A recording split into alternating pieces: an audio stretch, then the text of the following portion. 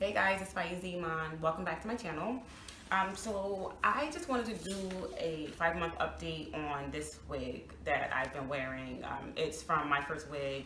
It's the unit Alexis, and I purchased it back in August. I was going to try and do like a 6-month update of the wig, but I'm about to give the wig a break to stop wearing it for a little bit of time, and I'm actually going to cut it before I start wearing it again. So I felt like this was probably the best time to do the review. I'll go into those details a little bit later, why I'm cutting it and blah, blah, blah. But first things first, if you have not watched my initial review of this wig, it is available. I'm going to link that down below in the information bar so that you guys can see how I felt about the wig when it came. So check that out definitely if you haven't already. I did do a video just to see how it curled, just kind of styling it with a wand, and it came out really good. It holds curls really, really well. I've had curls in it that lasted, you know, a week and a half.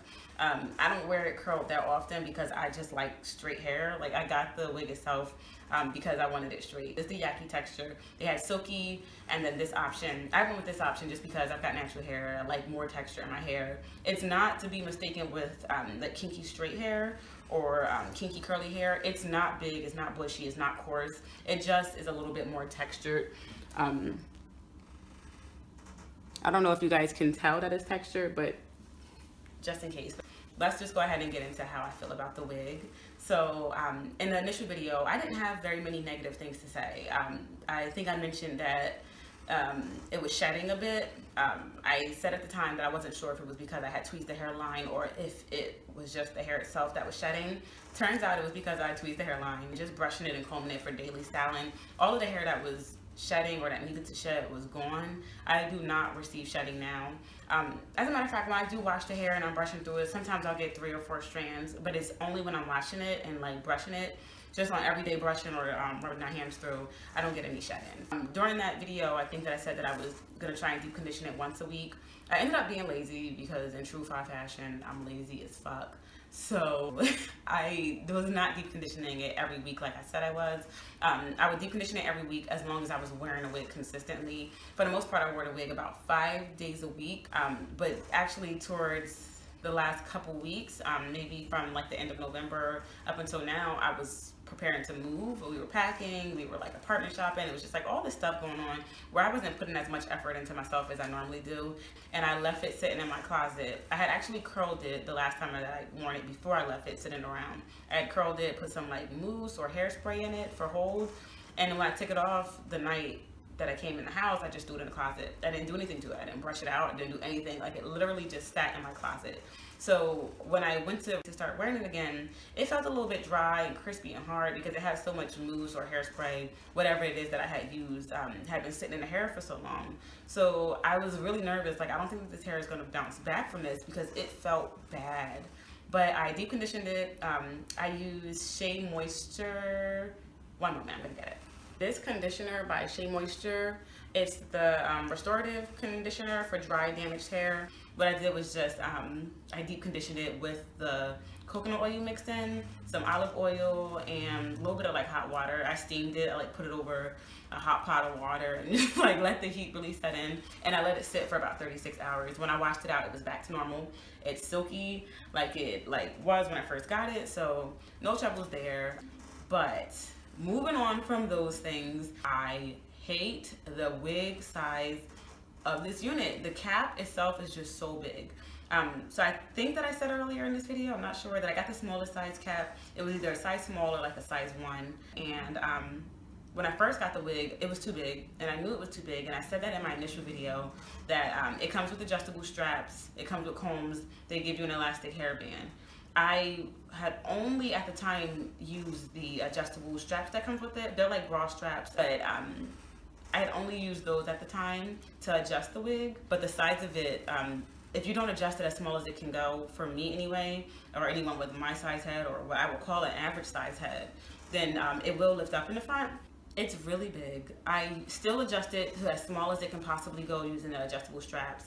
I still don't use the combs just because where they're placed with me, the way I braid my hair, it doesn't really like, it's not good for me to use those combs. It snags my hair, so I don't use them. I did end up adding the elastic band that they give you to my wig just because I couldn't not wear it anymore. Like if I didn't add that band, the wig will probably be flapping in the wind, like because it was getting so big. It would probably be lifting up in the bag and blowing who knows where and how. And so I added the strap, and it does help. It helps a lot. For the most part, I don't have any issues wearing this wig on a day-to-day basis. But something to note is what happens to the back of the wig when you have to adjust it so tight with those straps. So let's say that this is how your hair on the nape of your head should flow. When you adjust the straps, it makes it smaller, so it pinches it, and the hair ends up bunching up like this or like this. But it's definitely not in its natural flowy position anymore. And on average, that's not a bother. You know, if you're wearing your hair hanging, you can't tell the difference. It's nothing like that. It does get in the way if you need to put your hair up in a high ponytail or a bun. It's kind of hard to do that when the back doesn't lay flat.